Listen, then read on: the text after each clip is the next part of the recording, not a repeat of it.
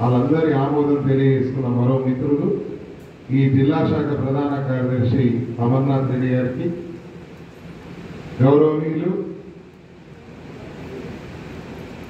జగిత్యాల జిల్లాలో పిఆర్టీయు కార్యక్రమం ఏదున్నా ఉపాధ్యాయులంటే తనకున్నటువంటి ప్రత్యేక ప్రీతిని కనబర్చి పిఆర్టీయు పక్షపాతిగా ఉన్నటువంటి గౌరవనీయులు శాసనసభ్యులు సంజయ్ కుమార్ గారికి, అదేవిధంగా ఈ కార్యక్రమంలో పాల్పంచుకుంటున్నటువంటి పెద్దలు రాష్ట్ర సంఘ ప్రధాన కార్యదర్శి భిక్షంగౌడ్ గారికి,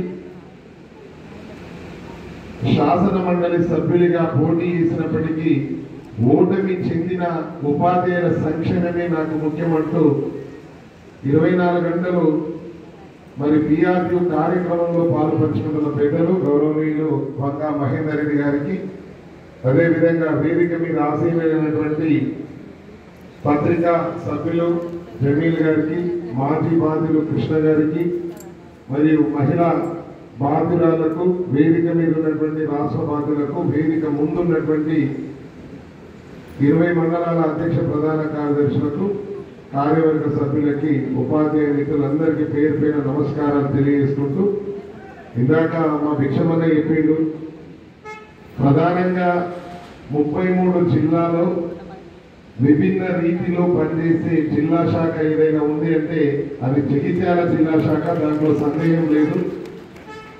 ముఖ్యంగా దాంట్లో భిన్నంగా పనిచేస్తూ ప్రతి కార్యక్రమంలో అత్యధికంగా మహిళా సోదరులు హాజరైన ఏకైక జిల్లా కూడా జగిత్యాల జిల్లానే. మరి చాలా పెద్ద మొత్తంలో మహిళా సోదరులు ఏ కార్యక్రమమైనా మేము చూస్తూ ఉంటాం. అసలు 33 జిల్లాలో మహిళా ప్రత్యేక కార్యక్రమాలు ఒక మహిళా దినోత్సవం మాత్రమే జిల్లాలలో జరుపుకుంటారు. కానీ విభిన్న రీతిలో అనేక కార్యక్రమాలు జరిపే ఏకైక జిల్లా జగిత్యాల జిల్లా శాఖ. మరి వారిని ప్రత్యేకంగా అభినందిస్తా ఉన్నాను. ముఖ్యంగా కార్యదర్శి సర్వసభ్య సమావేశం కాబట్టి మరి ఎమ్మెల్యే గారికి ఒక 10 నిమిషాలు సమయం తీసుకుంటాం సార్, మీరు మన సమయం ఇవ్వాల్సిందిగా కోరుతా ఉన్నా. నేను అందుకే మీరు రాకన్నా ముందే మాట్లాడతానని చెప్పాను. సో జనరల్ బాడీలో మాట్లాడే అంశాలు ప్రధానంగా మన సంఘ నియమావళి ఎట్లా ఉంటుందంటే, సంవత్సరానికి ఒకసారి జరుపుకునే జనరల్ బాడీలో క్షేత్రస్థాయిలో ఉపాధ్యాయులు ఎదుర్కొంటున్న సమస్యలను మండల స్థాయిలో చర్చించుకొని జిల్లా జనరల్ బాడీలో ప్రవేశపెట్టి జిల్లా స్థాయి సమావేశాలలో ప్రస్తావించి దాని రాష్ట్ర జనరల్ బాడీలో మరి నివేదికలో పొందుపరిచి ప్రభుత్వానికి ప్రాతినిధ్యం చేసే సంఘ నియమావళి ఉన్న ఏకైక సంఘం ఒక పిఆర్టీ. మరి ఆ విధంగా మనం జనరల్ బాడీలో సమస్యలను ప్రస్తావించుకోవడం జరుగుతుంది. ప్రధానంగా ప్రధాన కార్యదర్శి నివేదికలో బ్రహ్మాండంగా ఈ జిల్లా శాఖ పనిచేసిన తీరును, సోషల్ మూవ్మెంట్స్ కావచ్చు, సోషల్ యాక్టివిటీస్ కావచ్చు, అదేవిధంగా కమ్యూనిటీ యాక్టివిటీస్ కావచ్చు, టీచర్ కమ్యూనిటీ యాక్టివిటీస్ కావచ్చు, వాటిని బ్రహ్మాండంగా నిర్వహించినారు. వాటన్నిటిని పొందుపరచడం జరిగింది. మరి ఇంతటి నివేదికలో అందరూ కూడా ఆమోదం తెలియజేశారు. నేను కూడా రాష్ట్ర సంఘ పక్షాన ఆమోదం తెలియజేస్తున్నప్పటికీ ఒక 2 సద్విమర్శలు మా మిత్రుడికి సూచిస్తా ఉన్నా. దీంట్లో జేఏసీ ఉద్యోగ ఉపాధ్యాయ జేఏసీ 206 సంఘాలతో ఏర్పడ్డది. గతంలో జేఏసీ కో చైర్మన్ గా ఒక పోస్ట్ ఉంటుండే. మరి ఇప్పుడు ఈ జేఏసీలో చైర్మన్, సెక్రటరీ జనరల్ తో పాటు ప్రత్యేకంగా అదనపు పోస్టులు క్రియేట్ చేయించి రాష్ట్ర స్థాయిలో అడిషనల్ సెక్రటరీ జనరల్ గా పిఆర్టీ వ్యవహరిస్తా ఉంది. కో చైర్మన్ 9 మంది ఉంటారు. కాబట్టి మనం అడిషనల్ సెక్రటరీ జనరల్ గా పనిచేస్తా ఉన్నాం. కో చైర్మన్ గా ఉంటే బాగుంటుందని దీన్ని సూచించడం జరిగింది. దీన్ని మార్పు చేసుకోవాల్సిందిగా ఈ సందర్భంగా మీకు సూచిస్తా ఉన్నాం. రెండవ అంశము, పెండింగ్ బిల్స్ ను మంజూరు విషయంలో మెడికల్ బిల్లులు ఇంకా పెండింగ్ లో ఉన్నాయని మీరు సూచించడం జరిగింది. రాష్ట్రంలో ఆర్థిక శాఖ మంత్రివర్యులతో కావచ్చు, లేదా క్యాబినెట్ సబ్ కమిటీతో కావచ్చు, ఆ అధికారుల కమిటీతో కావచ్చు, జరిగిన చర్చల్లో భాగంగా 700 కోట్ల రూపాయల పెండింగ్ బిల్లులను ప్రతి నెల మంజూరు చేసే విధంగా ఒప్పందం కుదుర్చుకోవడం జరిగింది. దాంట్లో భాగంగా జూన్ మాసంలో 182 కోట్ల రూపాయల మెడికల్ బిల్లులన్నీ కూడా క్లియర్ చేయించడం జరిగింది జూన్ వరకు.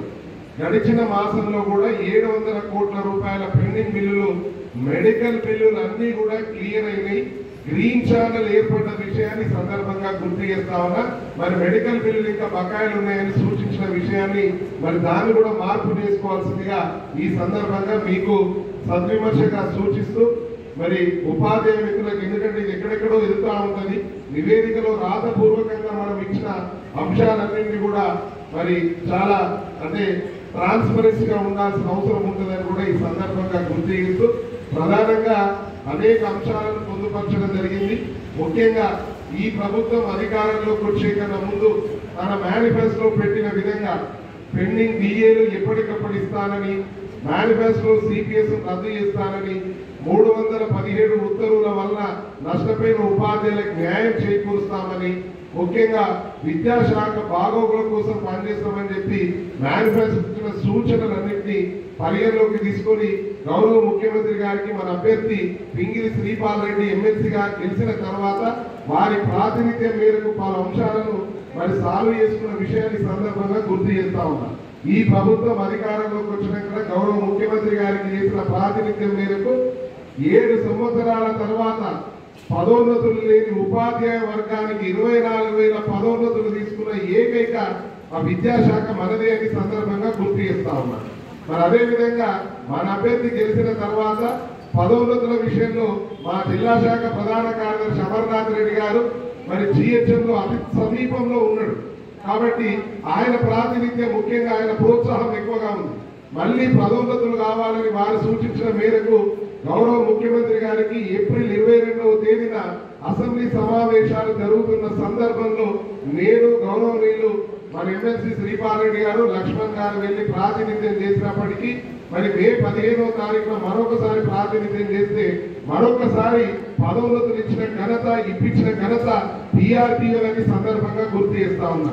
తదుపరే కదా ఇటీవల 800 గెస్టెడ్ ప్రధానోపాధ్యాయుని యొక్క పదోన్నతులు తీసుకోవడం జరిగింది. మరి ఈ సందర్భంగా ఈ ప్రభుత్వానికి గౌరవ ముఖ్యమంత్రి గారికి కృతజ్ఞతలు తెలియజేస్తూ, ముఖ్యంగా మన సమస్యల పరిష్కారం కోసం జాయింట్ స్టాఫ్ కౌన్సిల్ ఏర్పాటు చేయాలని జేఏసీ పక్షాన సూచిస్తే వీళ్ళందరూ కొంత ఈజీగా తీసుకుంటా ఉన్నారు. జాయింట్ స్టాఫ్ కౌన్సిల్ అంటే 14 సంవత్సరాల తర్వాత జాయింట్ స్టాఫ్ కౌన్సిల్ పునరుద్ధరణ జరిగింది. ఇది ప్రభుత్వానికి ఉద్యోగ సంఘాలకు మధ్య వారని అని సందర్భంగా గుర్తు చేస్తా ఉన్నారు. మన సమస్యలను ప్రస్తావింపజేసుకోవడానికి ఏర్పడ్డ ఏకైక వేదిక జాయింట్ స్టాఫ్ కౌన్సిల్. దీంట్లో 9 శాశ్వత సంఘాలు ఉన్నాయి, 6 రొటేషన్ సంఘాలు ఉన్నాయి. దాంట్లో 9లో పిఆర్టీ ఒకటని సందర్భంగా గుర్తు చేస్తా ఉన్నారు. కాబట్టి రేపు చీఫ్ సెక్రటరీ గారితో మరియు సెక్రటరీలతో ఎవ్రీ 4 months ఒకసారి సమావేశం జరుగుతుంది. ఆ 4 నెలలకు ఒకసారి జరిగే సమావేశంలో మన సమస్యలన్నీ ప్రస్తావింపజేసుకోవడానికి అది ఉన్న ఏకైక వేదిక అని సందర్భంగా గుర్తు చేస్తూ, అలాంటి ఉత్తర్వులు ఈ ప్రభుత్వం ఇచ్చినందుకు కూడా కృతజ్ఞతలు తెలియజేస్తా ఉన్నా. మరి ముఖ్యంగా ఎన్ని ఇచ్చినా మన సమస్యలు కొన్ని పెండింగ్ లో ఉంటాయి. ముఖ్యంగా గత ప్రభుత్వం పెండింగ్ లో పెట్టినటువంటి పెండింగ్ బిల్లులో నెలకు 700 కోట్ల రూపాయలు చెల్లిస్తానని హామీ ఇచ్చింది. అది తక్కువే, వాస్తవానికి 10,000 కోట్ల రూపాయల పెండింగ్ బిల్లులు ఉన్నాయి ఈ రాష్ట్రంలో ఇప్పుడు. కాబట్టి ఇటీవల జరిగిన ప్రతి ఒక్కొక్క అంశాన్ని గ్రీన్ ఛానల్ ఏర్పాటు చేయాలని సూచించడం జరిగింది. దాంట్లో మెడికల్ బిల్ గ్రీన్ ఛానల్ రూపంలో మనకు మరి పెండింగ్ బిల్స్ క్లియర్ అవుతా ఉన్నాయి. అదేవిధంగా ఇతర బిల్లులు నెలకు 700 కోట్లు జూలై మాసంలో జీపీఎఫ్ క్లియర్ చేయించడం జరిగింది. మరి ఆగస్టు మాసంలో పెండింగ్ శాలరీస్ అంటే సప్లిమెంటరీ శాలరీస్ కూడా పెండింగ్ లో ఉంటే వాటిని క్లియర్ చేయించడం జరిగింది. సెప్టెంబర్ మాసానికి సంబంధించి మొన్న 400 కోట్ల రూపాయలు only surrenders police department clear అయింది. 300 కోట్లు జీపీఎఫ్ క్లియర్ అయింది. ఈ నెలలో రిటైర్ అయినటువంటి వాళ్ళవి కావచ్చు, మనవి కావచ్చు, టీహెచ్ఎల్ఐ జీపీఎఫ్ ఈ నెలలో క్లియర్ చేస్తామని ఫైనాన్స్ సెక్రటరీ గారు మొన్న నేను కిషన్ గౌడ్ గారు గౌరవ ఎమ్మెల్సీ గారు ఫైనాన్స్ సెక్రటరీ గారిని కలవడం జరిగింది దసరా తర్వాత. మరి వారు సూచించిన మేరకు ఈ నెలలో కొన్ని బిల్లులు 700 కోట్లలో రిటైర్మెంట్ బెనిఫిట్స్ కూడా మరి విడుదలయ్యే అవకాశం ఉందని సందర్భంగా గుర్తు చేస్తా ఉన్నారు. మా రిటైర్ అయినటువంటి స్కూల్ అసిస్టెంట్ ఇందాక ఎమోషనల్ గా మాట్లాడడం జరిగింది. వాస్తవం 18 నెలలు మార్చ్ తర్వాత రిటైర్ అయినటువంటి 24 మార్చ్ తర్వాత రిటైర్ అయిన ఏ ఒక్క రిటైర్ అయినటువంటి ఉద్యోగ బెనిఫిట్స్ ఇప్పటిదాకా రాలే. ఒక పెన్షన్ కూర్చుంది.